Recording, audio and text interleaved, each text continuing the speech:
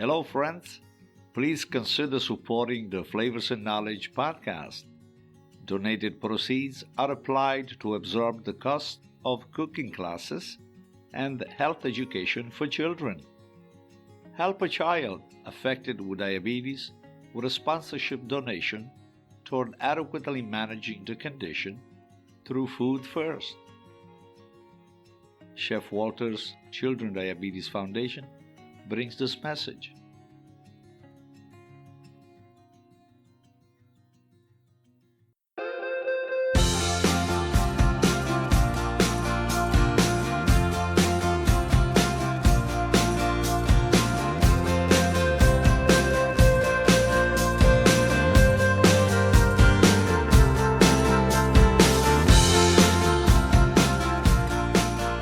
Hello, dear friends. Welcome back to Flavors and Knowledge, the food learning podcast, where we strive for honest food talk and a few opinions. I'm Chef Walter. In this episode, I really want to share a tested recipe of the classic zuppa di pasta e fagioli, the beans and pasta soup, which, as you know, it's very popular in Italy in many of the regions, but especially in Naples. This family recipe is a courtesy of my beloved mother's collection, and when she passed away in 1995, I found several handwritten pamphlets in her kitchen. She wrote her notes in dialect, and converting them was challenging. But I wanted to share with you, so let's begin with the pasta and beans, as my mother would make it. And let's see, if I walk you through this, maybe you can duplicate it, and I am sure it's going to be very good for you. We're going to make it for 6 people, so this is a list of ingredients for 6. 1 cup of dried white beans, preferably cannellini. 6 cups of bottled water. Please do not use the faucet water. 1 medium-sized prosciutto ham knuckle, or 3 ounces of diced pancetta, even bacon, but please, I'm reminding you, plain bacon and not the smoked type. 2 tablespoons of extra virgin olive oil. 2 medium-sized white skin onion, minced.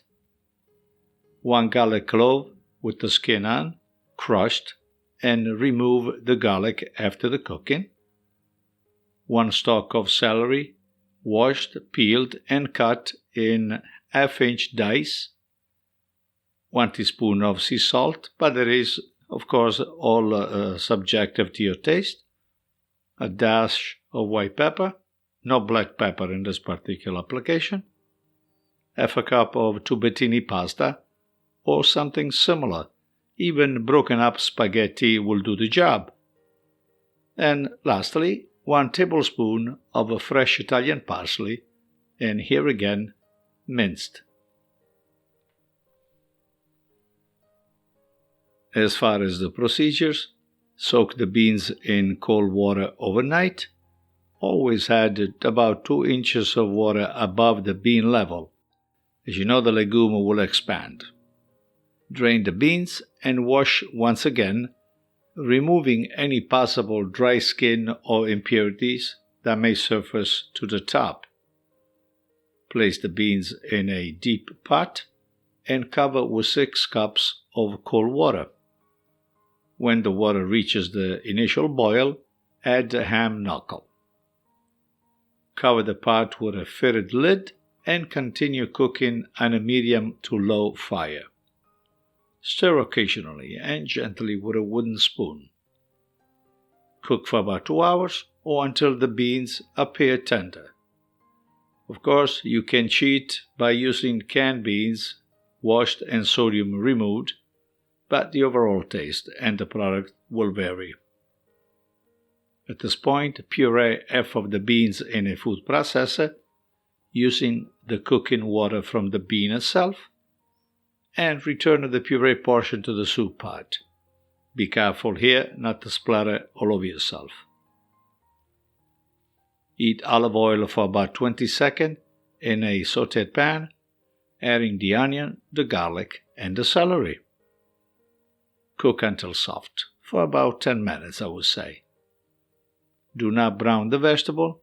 This is also known as sofrito base, the same word that is used in Latin American for the foundation of a dish, sofrito. Soft cooking will release all the necessary minerals from the base and will provide a sweet-driven fragrance. And if you're using pancetta instead of the prosciutto ham knuckle, you can render the fat with the onion, the garlic, and the celery in this stage. At this point, add the sofrito mixture to the bean pot. Adjust the flavor with salt and a dash of white pepper to your preference. Continue to cook the soup for 30 more minutes, allowing the flavor to blend completely.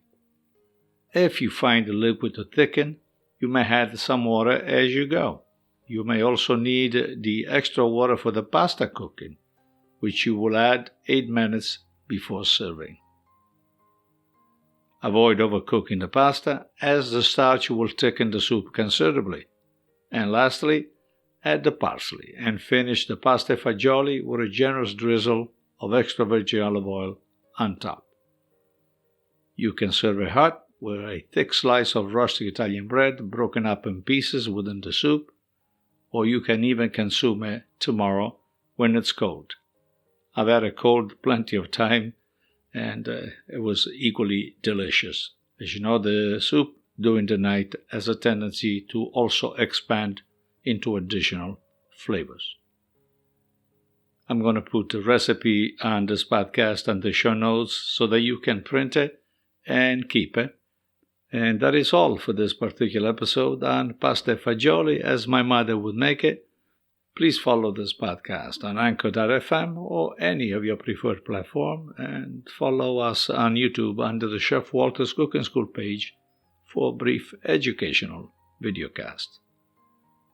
If you're in for a new vacation, you may want to consider our food and culture tours in Italy, and that is listed under the flavorsknowledgetours.com.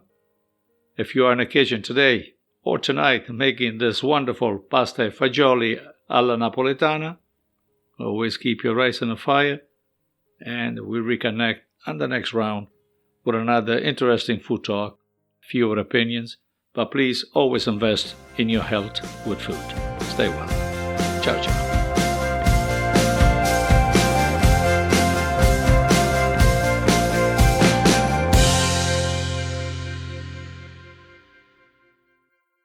Flavors and Knowledge is brought to you by Chef Walter's Cooking School in Cranston, Rhode Island.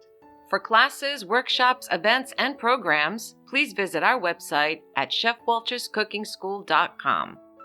For all other services offered by Chef Walter's Food Group, check out our main website, chefwalter.com.